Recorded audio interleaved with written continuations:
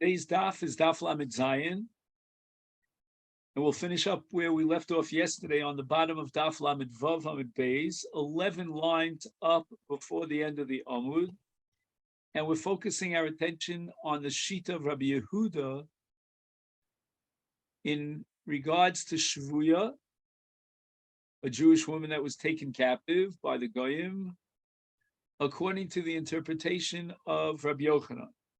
Is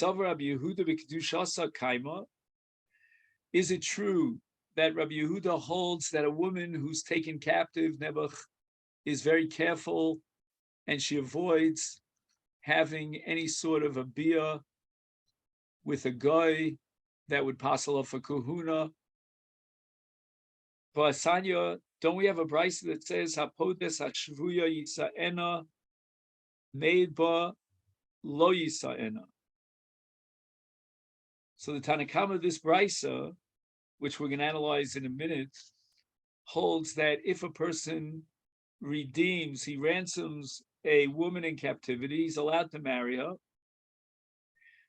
But if he testified about her that she was not nivala, then he's not allowed to marry her. The Gemara is going to analyze this in just one moment. But first, let's mention the dissenting view of Rabbi Yehuda. Rabbi Yehuda Omer, bein kach u bein kach, whether he just redeemed her or in addition he testified about her, lo yisayin, he should not marry her. And the reason for that is because he's a Kohen and she is assumed to have lost her chezkas kedusha, and she was nivala l'posela, posela l'kuhuna. First, the Gemara takes a little bit of a digression to analyze the Tanakama. Ha gufa kasha. Does the Tanakama this brisa make any logical sense? Amrit hapodes hashvuyi sa'ena. If a man redeems a captive woman, he's allowed to marry her even though he's a Kohen. And that proves that we don't assume that she had a be'ilah. And then Hadar Tana, the Tanakama continues and says, made Bavaloyitzaena, that if he testifies about her that she did not have a be'ilah, then he's not allowed to marry her. Does that make any sense? Ki michum demeid baloyitzaena. Had he not testified about her, he would be allowed to marry her. We assume she still retains her cheskes kedusha. And now because he testifies, therefore, that should only strengthen our chazaka, that she's muteris. Holo kasha, hachi kamar. Apodes hashvuya umeid ba yisa'ena. Meid ba kidi lo yisa'ena. When a person comes to Bezdin to testify about a shvuya, and then he wants to marry her, it raises eyebrows. We have a real suspicion that maybe he is perjuring himself in Bezdin and fabricating the truth by telling us, in order that he should marry her, that he knows for sure that she retained her cheskas kedusha.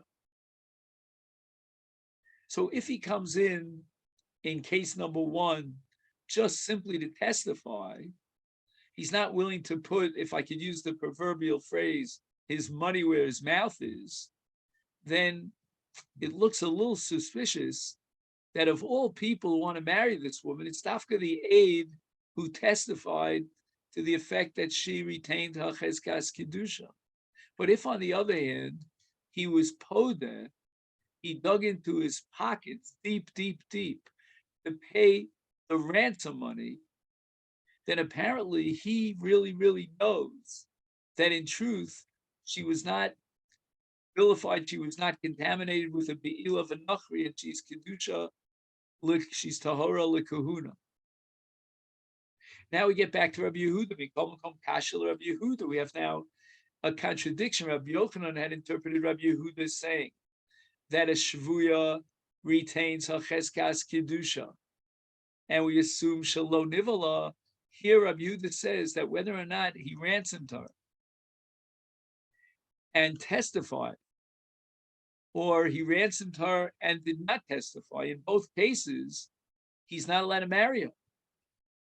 Rav Papa says we have to scratch the words of the brisa and rewrite the text, and it should read Rabbi Yehuda Omer Ben Kachu Ben Kach Yisa Ena, that whether or not he simply testifies about her that she's tahora without ransoming her or ransoming her, in both cases he's allowed to marry her because she retains her cheskas kedusha. Rav Huna prayed to Rabbi Yeshua Omer, you know what? I don't think, Rav Papa, you have to go that far to change the girsa. Olam kiriktani, I can maintain the text as we have it, but rather Rabbi Yehuda l'divrayim d'Rabbanan ka'amar lahu.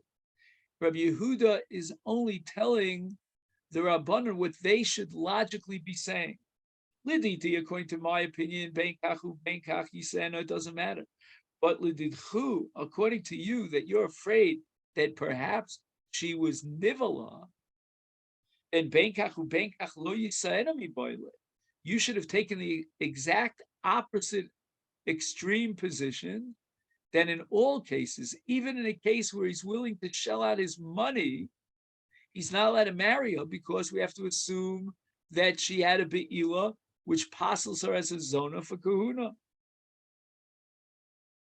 Rabbanan, what would the Rabbanan respond to the argument of Rabbi Yehuda?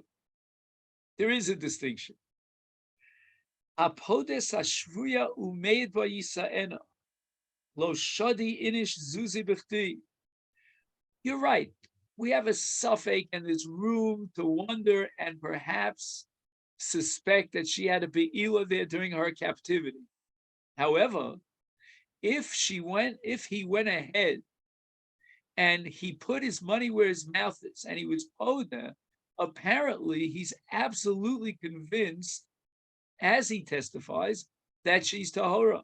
And in such a case, he is mata the suffix lekula in the direction of tahara, and he can marry her. But meidba kiddi, if he's only testifying about her, but he's not willing to be poda her, is lo yisayin Hashem of nasan ba. It's very suspicious here that he of all people who testifies about this woman that she's tahora, and then he goes ahead and he marries her. Doesn't that indicate that what motivated him from the get-go was that he wanted to marry this girl? And therefore we don't trust him, given the suffix that the Rabbanan maintain in the case of a shvuya. Rami Le, Rav Papa Bar Shmuel, Le Rav Yosef. And now we start the daf for today, Lamed Zayin. What does she say? Anything? She is makish. She says that I did not have any beer, but she's not believed. In the case of a shvuya, according to Rabbanan, we don't trust her word.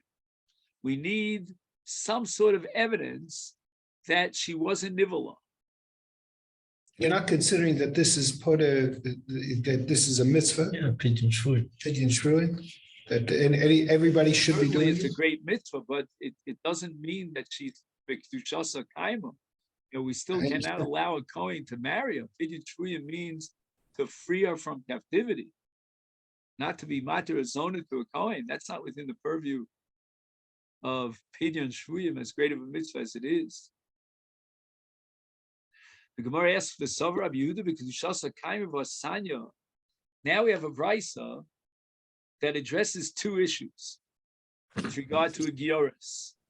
Now, you have to keep in mind that in general, at the time of Taros, when they would bring Kodshim into the Azara, and you have to be guaranteed that it was Tahora, that Taharos did not get contaminated. And obviously, if a woman is Pirsa Nida, and then she needs a dough, needs with a K, and that dough now becomes Tameh, cannot be used for Menachos. And not only that, there are Rabbanan made a Xera called Me'es le'es, the 24-hour period, unless she made a bedika, which is called mipkida lepkida. But in the absence of a bedika that established in the last 24 hours that she was tahora, we were afraid that maybe the dam, when it was coming down from the makar into the bais hapnimi, and before it came into the bais hachitzoni, before she actually saw the dam, she already had contracted tumas nida. So Rabbanan, in order to protect taros, they made gzera that lemafreya, from the time she sees dam, we count 24 hours. Any taros that she had contact with in the last 24 hours, so first mission in Masechet Nida, are tmeos, and that's gzera d'Rabbanan. However, in the case of a Yores, she jumps out of the mikveh. She becomes a kedushas Yisrael, and now she sees dam. The dam that she saw that may have been held up inside her body in the last 24 hours was not dam nidus, because she was not a Yores at that time. And that's in fact what Rabbi Yehuda says in this brisa. Like Yoresh and his Gaira Varasa Dam, right? So immediately after her Tvila, short period afterwards, she saw Dam. She's only Tmeya now from the moment she sees the Dam. And the Gzera D'Rabbanan that goes to Mafreya called Be'ez Le'ez does not apply to her neither. Rabbi Yossi Omer, no. We have halacha in all Jewish women that we have to be metami them Be'ez Le'ez Mafreya, and it's going to apply in all women. Lo plug. We're not going to make any distinctions. Metama Be'ez Le'ez. And Mipkida L'Pkida, meaning if she had made a bedika within the 24-hour period, and she found herself to be tahora, then any taros that she had contact with earlier than the pekida would be tahoras. But now the brisa tells me something else, and records a second machlokas between Rabbi Yehuda and Rabbi Yossi, and we're going to focus our attention on the seifa of this brisa. Utzricha lahamtin shlosha chadosh. A Giora should not get married within the first 3 months after her gerus. She comes out of the mikveh and she marks on her calendar and counts 3 months. Again, exactly what 3 months means, whether it's 90 days, whether it's into the 3rd month, many, many shitas. And this is called havchana, lahavchin bein zera kosher lizera tameh. We want to know, because the assumption is with regard to a non-Jewish girl that she lives a life of hefterus, whether she likes it or not. Sometimes it's imposed upon her. And therefore she might be theoretically pregnant, even though she's not showing, at the time of the gerus. So in order to clarify that the father of her future child is a Jewish father and not from a relationship she might have had before the gerus, we require her to wait 3 months. And this is Rabbi Yehuda, Divrei Rabbi Yehuda. It means that Rabbi Yehuda, in a case of a woman who intends to undergo gerus, nevertheless, we still are afraid that and suspect that maybe she had a bia right before her gerus. We have to wait a full 3 months until she would show from that pregnancy, if she became pregnant from that one-time bia that she had with a gut. Rabbi Yossi, on the other hand, says, there's no need for her to delay getting married. She can go into the mikveh and get married immediately. No need for a 3-month waiting period of havchana, and the Gemara is going to explain why. But let's focus for a moment on Rabbi Yehuda. Rabbi Yehuda says that with all the chazakos and all the assumptions, we still have to insist that this giores undergo a 3-month waiting period, because we're afraid that she had bia. And the Gemara extrapolates from that to make an analogy to the case of a shvuya. A shvuya, likewise, we have to be choshesh, despite all the chazakas that she might have had bia. Amalei, Rav Yosef responds, Gioris hashvuya karamis? What kind of an analogy are you making? As long as she's not a Jewish woman, she lives that cultural lifestyle of a non-Jewish relationship, again, even though she herself may be more religious and pious and more nucky, but nevertheless she lives amongst the goyim, and who knows what happened. And therefore, Rabbi Yehuda says we need a havchana, we need a 3-month period after Hageris.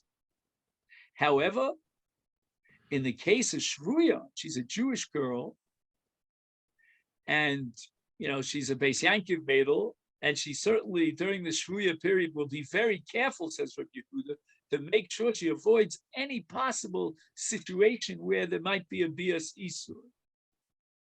And of course, she's hoping and praying 24/7 that she'll experience a pidyon shvuyim. They'll be able to ransom her, and she'll be able to marry a Jewish man, even a Kohen. But Rami shvuya shvuya. But wait a second, I have a brisa in which Yehuda requires havchana, not only in the case of a giores, but explicitly even in the case of a shvuya. The sanya giores ve'ashvuya v'ashivcha sheniftu v'niskayru v'nishtachu yiserus al panos shosha shorev yom echad. So there was a possibility of her bia after her 3rd birthday as a non-Jewish woman. Bichos lahamtin shlosha chadoshim divrei Rabbi Yehuda. Rabbi Yehuda insists on avchana, not just in the case of a giores, but even in the case of a shvuya. Apparently, she doesn't have the ability during her shevi to protect herself from that contamination of a bila. And therefore, we have to wonder, after her pidyon, perhaps, again, I say it in very soft words here, maybe she's pregnant. But we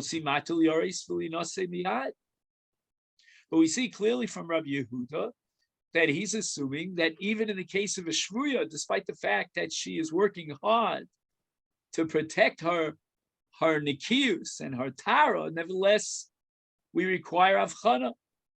Ishtik and Rabbi Yosef had no answer. Amalei, and now he turns to Rav Papa himself. Very interesting. Sometimes you ask me a kasha, I don't have an answer, so I turn to you and I say, well, you asked the kasha, maybe you have an answer. Miti shmiya belachbach, maybe you heard something about this. Amalei, Rav Papa responded, Achi Omer Shera'ua shenivala. This is a case where we have testimony to the effect that this shvuya had be'ila. And if she had be'ila, she might theoretically have gotten pregnant from that be'ila. Therefore, we require avchana. Ihachi my time with Rabbi Yossi. Rabbi Yossi waives the requirement of havchana if we have 2 Eidim testifying that she had a be'ila. How could you not require a 3-month period of havchana? Amar Rabba Kasav Rabbi Yossi. Rabbi Yossi holds that Isha Mizana Mishameshes B'moch Shalotis Aber.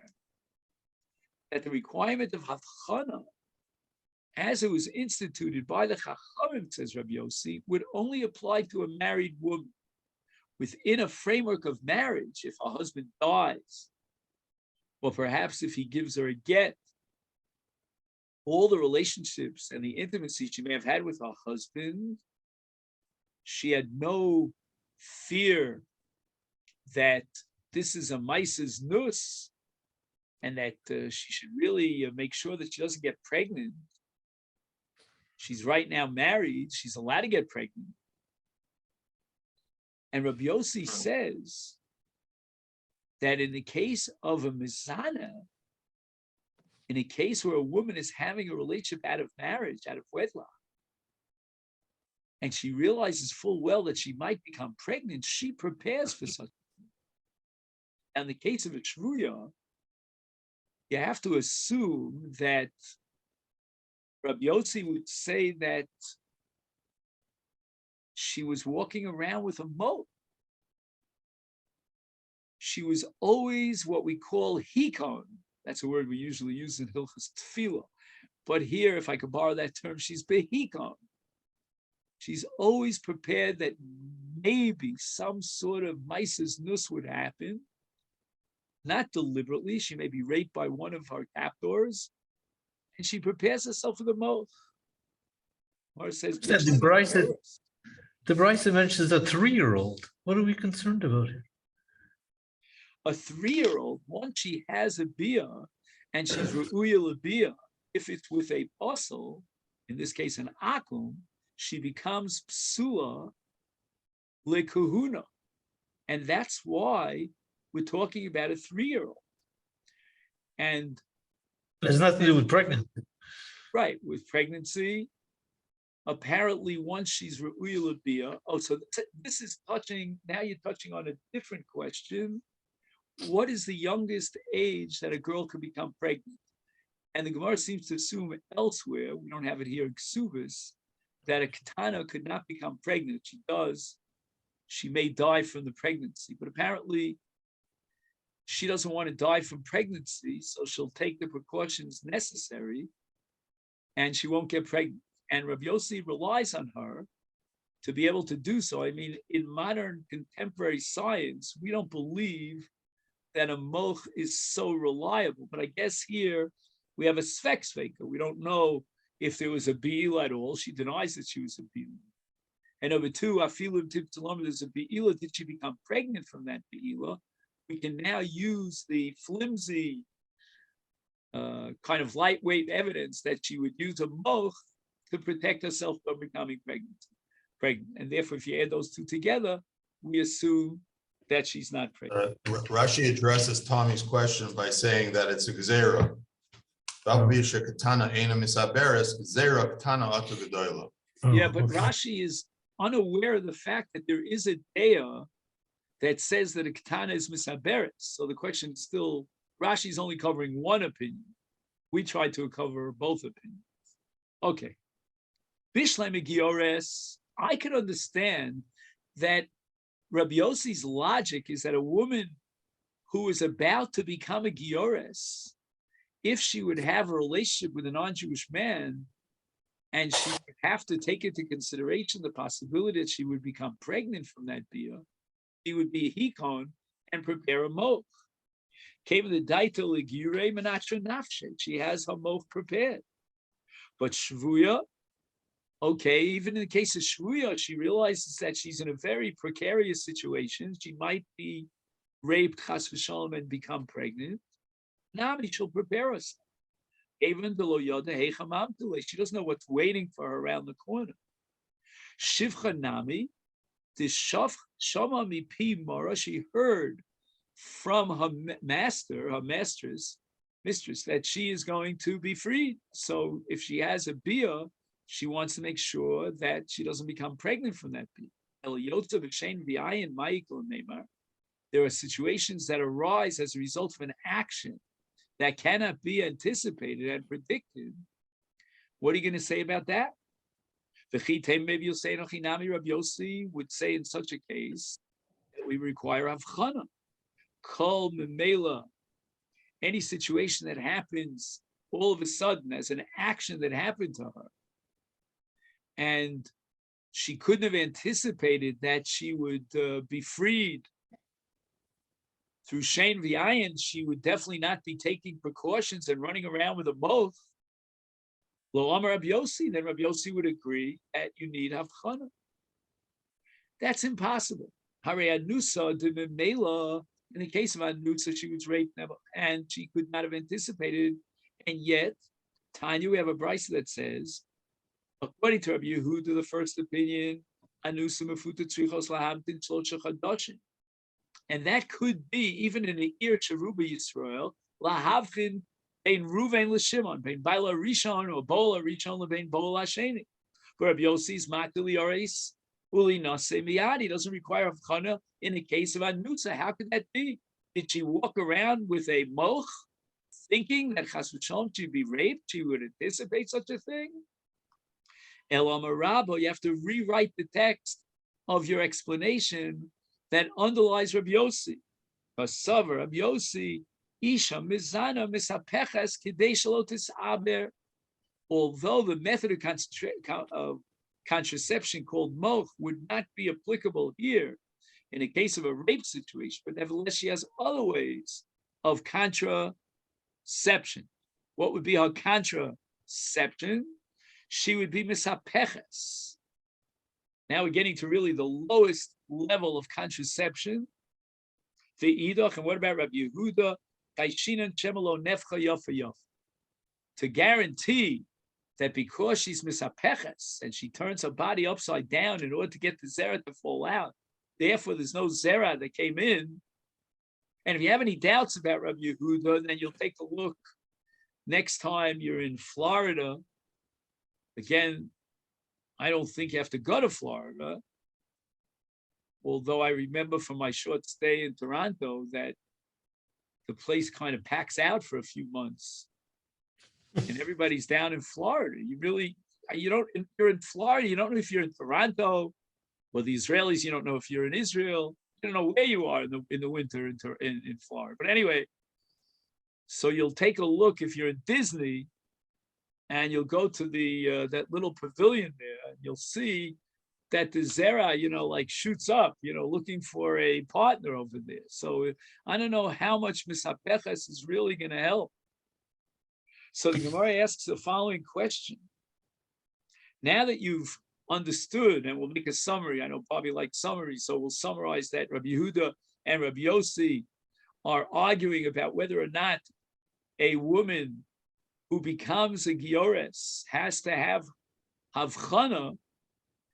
And in the case of a shvuya, does she need havchana? And Rabbi Yossi comes up with his myriad suggestions that she protects herself from getting pregnant. If she's a giores, she realizes she will become a giores, so she has a moch prepared. And in the case of a shvuya, even though there's a rape possibility or an anusa, she will be misapeches, and Rabbi Yehuda is not going to rely on any of those. So the Gemara asks now, how do you know that there's halacha that if a man is chayav misa, he doesn't pay any mammon? You've been deriving it over and over again from a son, and yet mehasam nafka. Let's take a look in Parshas Kitetse and the Parsha of Malchus. Just 1 second, I made a mistake here. Oh, it's a printing mistake in my Gemara.